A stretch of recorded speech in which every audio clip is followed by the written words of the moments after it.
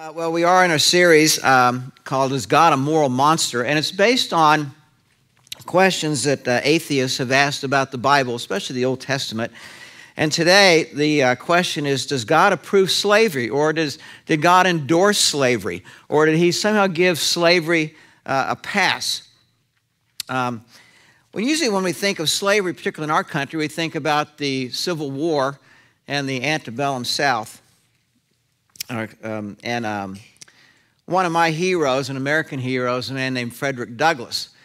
Frederick Douglass was a slave, became a runaway slave, got his freedom, became an abolitionist, an amazing orator, and author. And from his autobiography, I'd like to read this about his experience with his first slave owner, a man named Captain Anthony. He was a cruel man, hardened by a long life of slaveholding. He would at times seem to take great pleasure in whipping a slave. I have often been awakened at the dawn of the day by the most heart-rending shrieks of my own aunt, whom he used to tie up to a joist and whip upon her naked back till she was literally covered with blood. No words, no tears, no prayers from his gory victim seemed to move his iron heart. The louder she screamed, the harder he whipped. And where the blood ran fastest, there he whipped longest. He'd whip her to make her scream, whip her to make her hush. And not until overcome by fatigue would he cease to swing the blood-clotted cowskin. I remember the first time I ever witnessed this horrible exhibition. I was quite a child, but I will remember it. I shall never forget it whilst I remember anything. It was the first of a long series of such outrages of which I was doomed to be a witness and participant. It struck me with awful force. It was the blood-stained gate, the entrance to the hell of slavery through which I was about to pass. It was a most terrible spectacle. I wish I could commit to paper the feelings with which I beheld it. When you and I think about the issue of slavery and bring that to the question of the Old Testament, that's probably a strong image if you took American history or were raised in our country that you have. But in the Old Testament time and even into modern times, there is a wide spectrum of what we call slavery or servanthood. The kind of slavery that we just read about with Douglass is what's referred to as chattel slavery. And chattel slavery had three different components to it. The first is that the slave was treated as property, something as similar to you would buy a horse or a cow. Second, the slave had no legal rights, none. And third, there was a complete loss of identity. Social identity, racial identity, ethnic identity, marital identity. Everything was geared to strip away the identity of the slave. When you come to the Old Testament and the nation of Israel, when they came out of Egypt and the nation is being born and the laws are being given to Moses at Mount Sinai, and so much of this starts in Exodus 21, or 20 with the Ten Commandments, and then 21, all those laws that drive you crazy when you're doing your reading through the Bible in a year program, starting in Exodus 21. And then when you get to Leviticus, you better buckle up. There's a lot of detail there. But there are two main things to remember as you read the Bible about things like this. One is that you'll read times of God's timeless wisdom and what he wants there to be, what he wishes could be, what he wishes we would be. And then, in real time, over the course of about 1,500 years, there is what I think of as sort of incremental truth, which is meant to, given where these folks are, what can we do to help move them towards this ideal? This has been a part of every message we've done so far, and this will certainly be true in our message today. When we think about different kinds of slavery, when it comes to Israel, chattel slavery was not a part of was not in the issue. That was not what we see when we read the Old Testament. Instead, if you studied American history, it would be something closer to what you studied of indentured servitude, where Europeans generally who wanted to come to America in the 1600s or 1700s but could not afford the passage would sell themselves for a period of years of service in America or in the colonies for the price of passage to the New World. And that was gladly entered into. It was voluntarily entered into. It was a means of paying off a debt, which they gladly entered into, and for a prescribed length of time. Leviticus 25 is an example of this. Verse 47, if an alien or a temporary resident among you becomes rich, and one of your countrymen becomes poor, and sells himself to the alien living among you or to a member of the alien's clan, he retains the right of redemption after he has sold himself. One of his relatives may redeem him. And again, this is similar to what we are familiar with indentured servitude. And the three things that strike this regarding service in Israel was voluntarily entered into, second, to pay off a debt, and only for a prescribed length of time. Now, critics have said, but you read the Old Testament and you hear about, about buying people and selling people and trading people and owning people. And again, you have to read the context of is he talking about chattel slavery, or is he talking about something different? Indentured servitude entered into voluntarily, and that is what he talks about. When I think about buying and selling and trading and owning, I'm a baseball guy. I love baseball. And every year, I'm always intrigued when we come up to the trading deadline.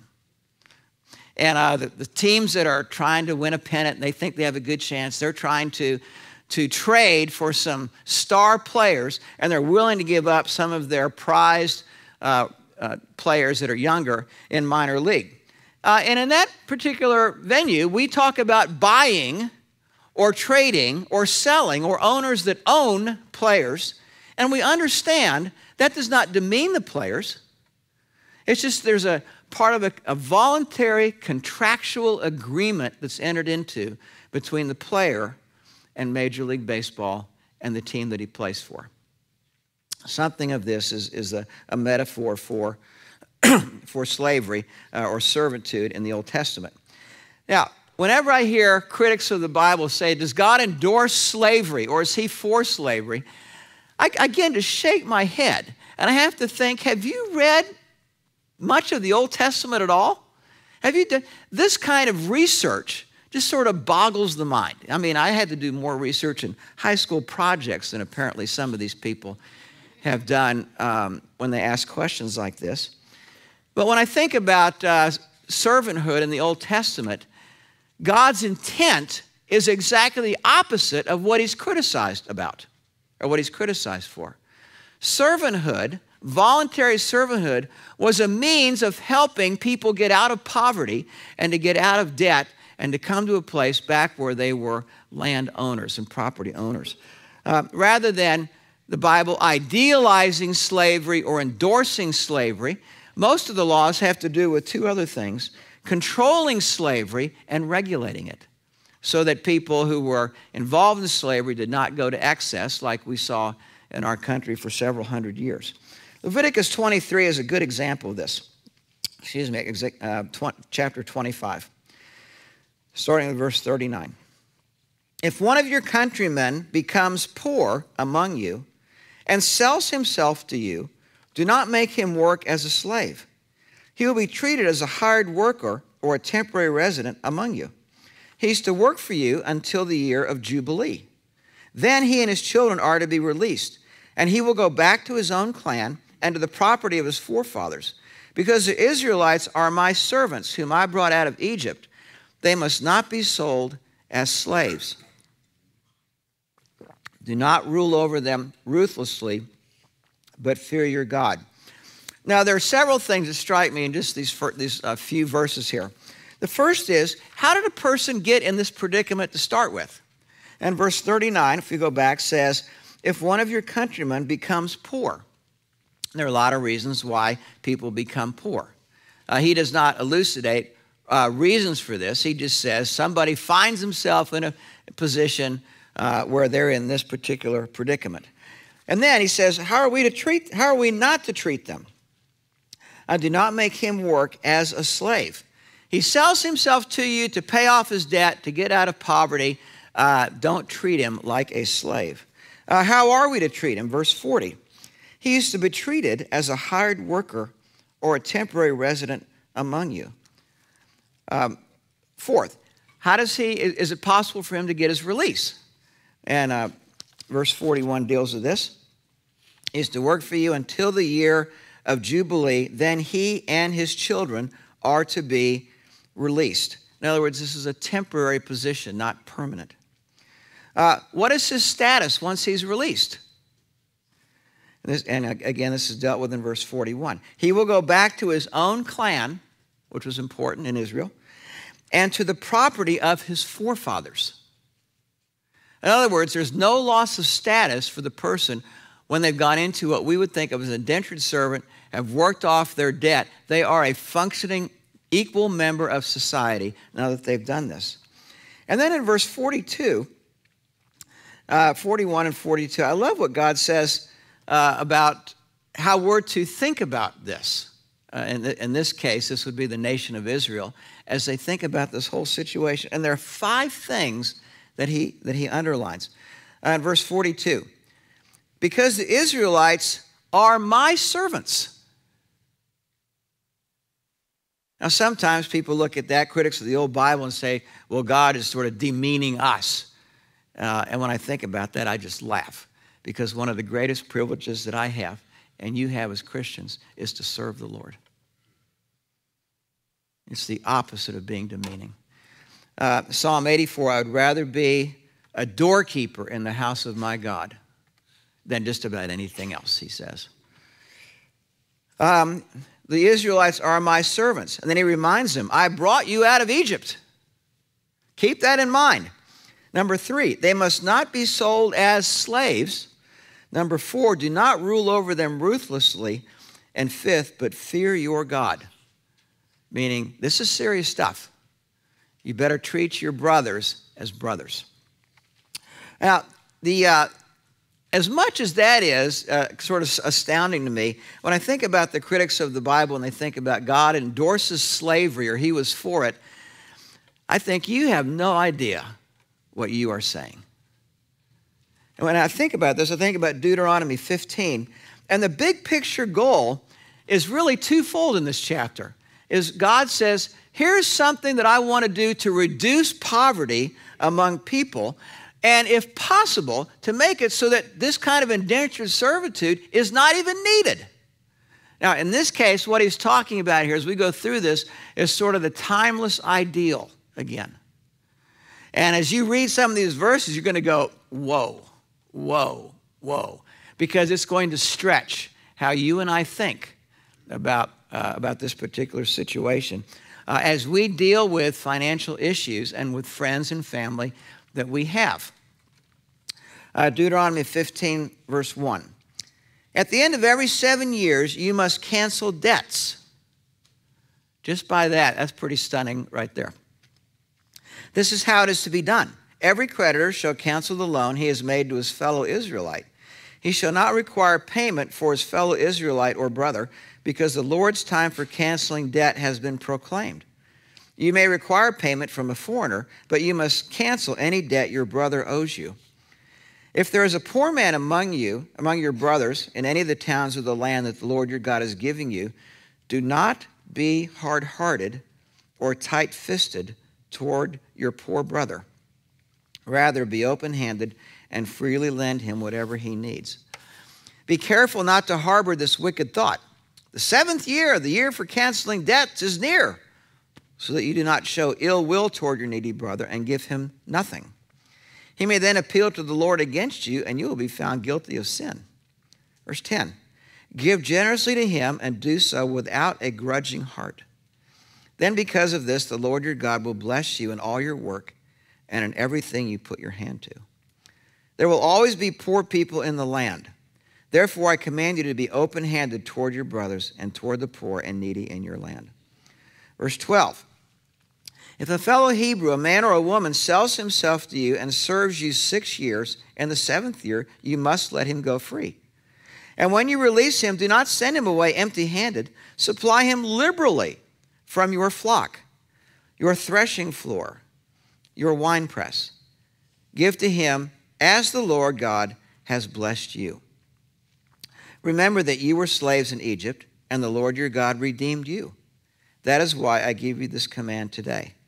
But if your servant says to you, I do not want to leave, because he loves you and your family, and is well off with you, then take an awl and push it through his earlobe into the door, and he will become your servant for life. When I think about this verse, I think about goodwill that's created between the indentured servant and the family which he is serving. There's something that goes on there that we would call familial family, where he's quite happy living there and doing what he does in his work. Verse 18. Do not consider it a hardship to set your servant free, because his service to you these 6 years has been worth twice as much as that of a hired hand. And the Lord your God will bless you in everything you do. The essence of what he's saying to the folks as they begin their new land in Israel is, here is this ideal at which I want the nation to stretch for. This timeless ideal where there is less poverty and where there is less need for indentured servants and for debt. Now, this is a complicated issue, and we're not going to deal with all the complications of this today. But all it is to say for today's message is that the idea that God somehow endorses slavery and approves it is preposterous. Job, on the backside of your handout, the accountability for how we treat people. Job said, if I have denied justice to my men servants and maid servants when they had a grievance against me, what will I do when God confronts me? He sees a day coming. We call it a day of reckoning. What will I answer when called to account? The smart man or woman sees that day coming ahead of time and makes adequate preparation. Did not he who made me in the womb make them? He sees no distinction between himself and manservant or maidservant. Did not the same one form us both within our mothers? This is in line with what we've looked at in Genesis 1, where we are made in the image of God. No matter what our social status or financial status, there's something that unites us more than anything else, and that is we are God's creation, equal creations, both in terms of gender, race, and ethnicity. But there is a different kind of slavery that is worse than even chattel slavery. You say, well, Seth, that's kind of a stunning statement to make. I make it only in this sense.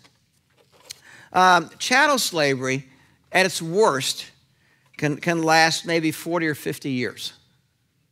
But there's another kind of slavery that never ends.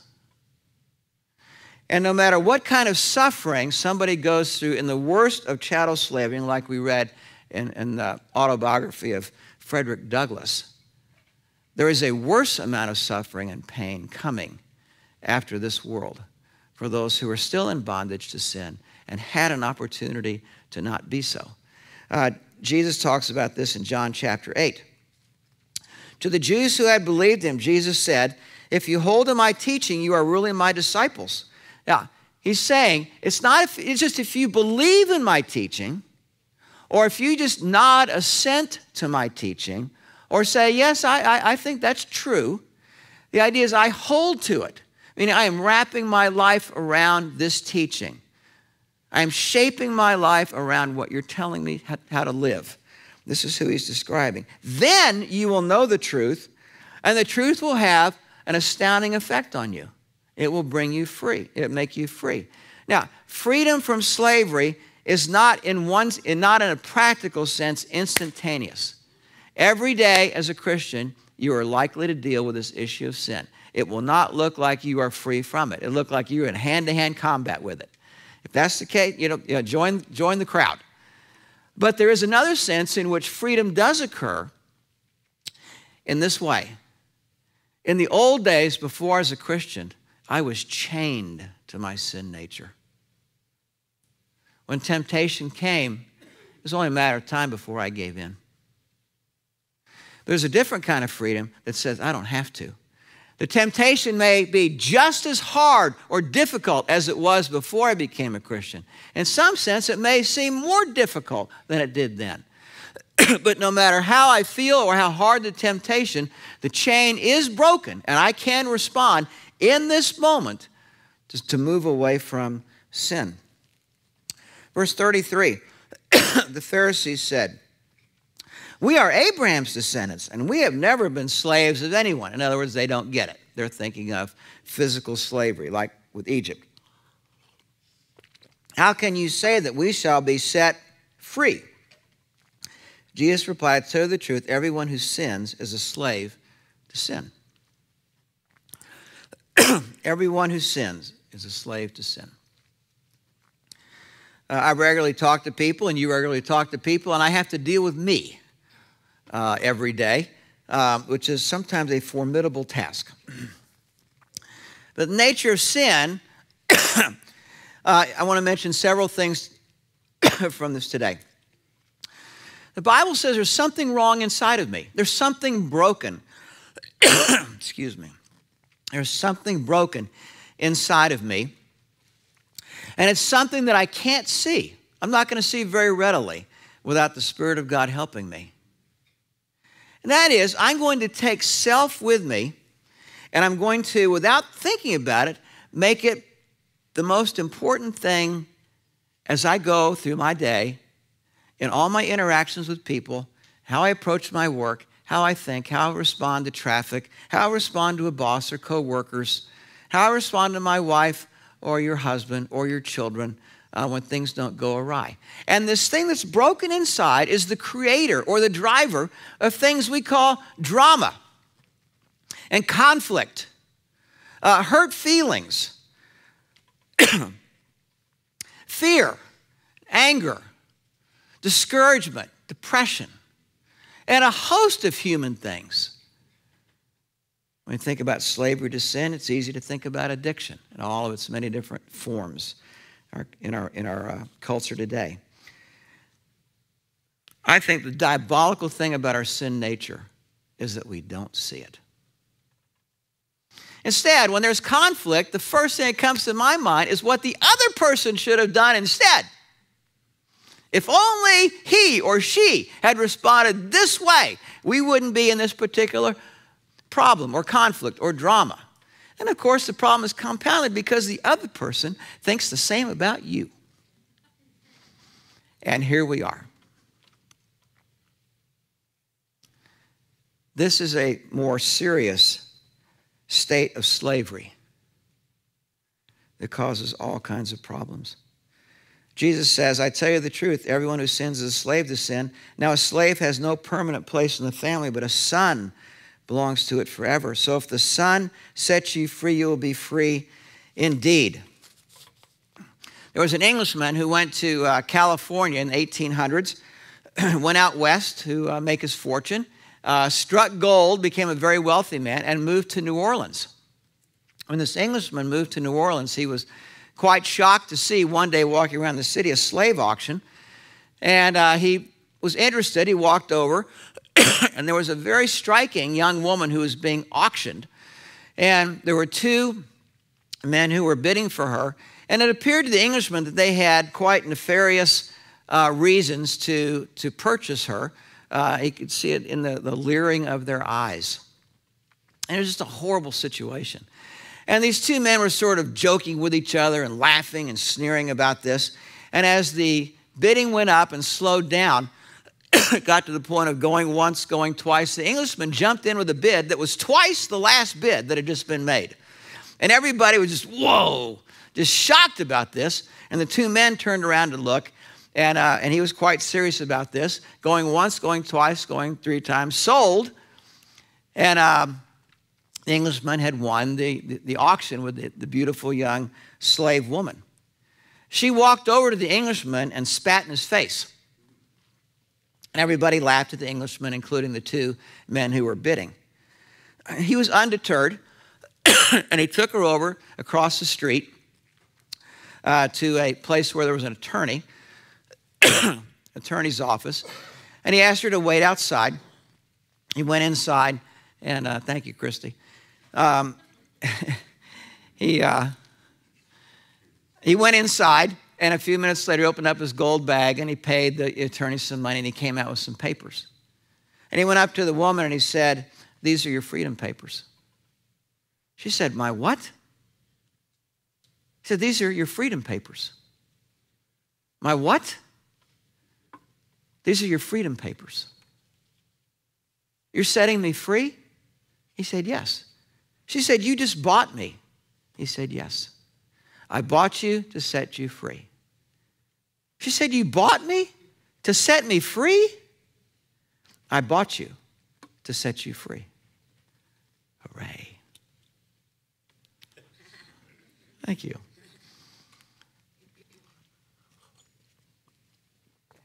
Tea. I'm not complaining. I needed tea. You know I needed tea. You all know I needed tea. Just not my favorite. Where was I? You bought me to free me. You bought me to free me. When it finally dawned on her what he had done and how she had treated him, she fell at his feet just outside that attorney's office on a street in New Orleans, clutched his feet, and said, "I will serve the man who bought my freedom the rest of my life." This is a picture of the gospel. Our need of being freed from slavery that is far more desperate than even chattel slavery. Let's pray together.